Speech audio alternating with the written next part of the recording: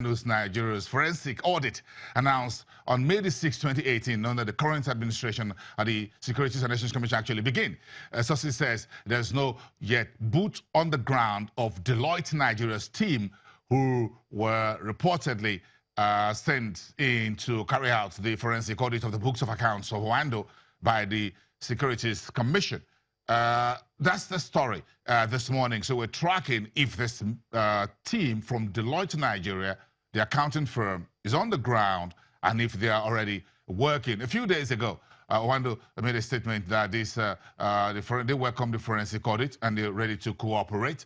But the key question is, how long will they really stay with Oando if they're doing this investigation? What's the duration or the timeline?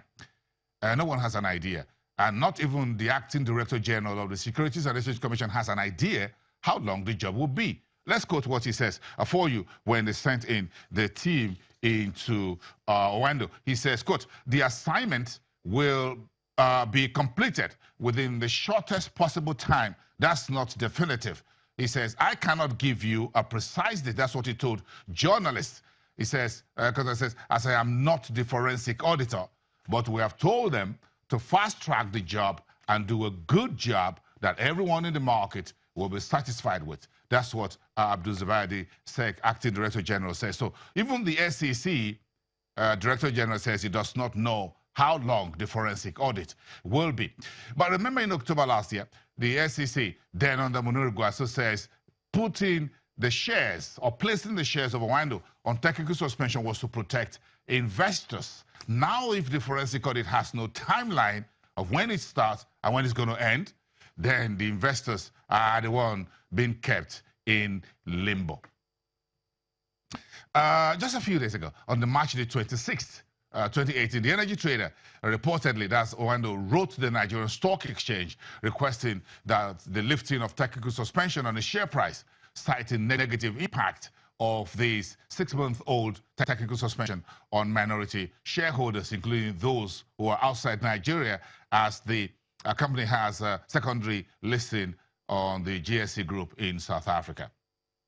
And just 2 days after, some minority, that's on the 28th of March, some minority shareholders of Oando protest at the National Assembly, say the delay in the forensic audit was not good. They claim that the share price suspension of Oando is hurting them and wants the current management team of Oando to be suspended while the forensic audit is ongoing. We have a lot there to discuss and talk about and in the days ahead. The key question this morning is, where is the Oando's forensic audit team from Deloitte, Nigeria, and how long will it take them to start and complete their job?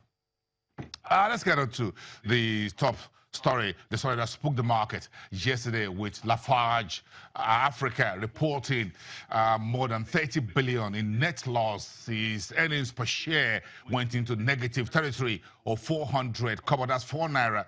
That's one of the most bloody earnings that we've seen for full year 2017. Let's get on to get some reaction to this from Vetiva Capital Management.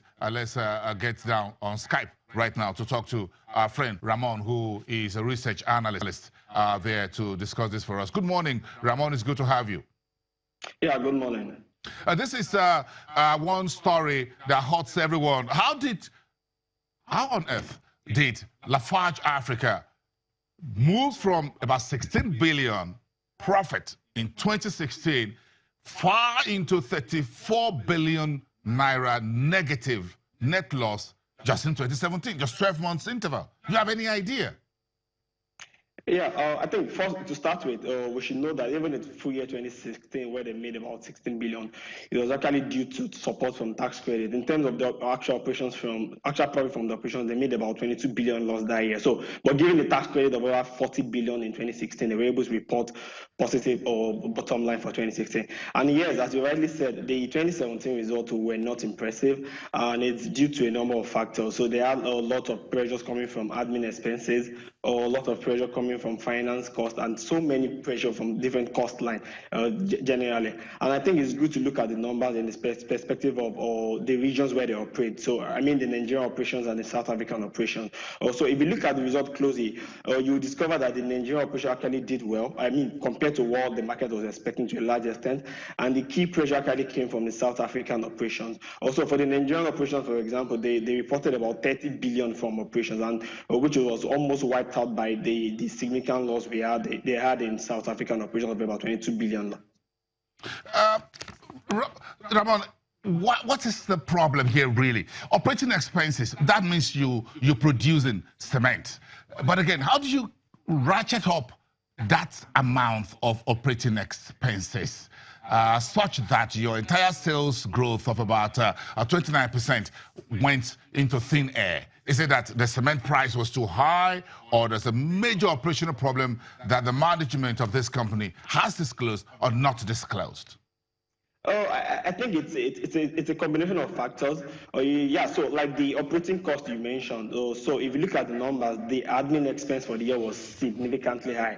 As high as about probably 75% year on year. And if you recall, 2017 was a quite busy year for Lafarge. So there are lots of restructuring, rights issue, measures, delisting of Ashaka. And so there are lots of costs in terms of legal costs to handle those operations in 2017. So aside from that, we also saw a huge jump in general admin expense. And moving to South Africa, to be honest, in recent times, the South African business has been really struggling, both in terms of plant operations, both in terms of admin operations generally.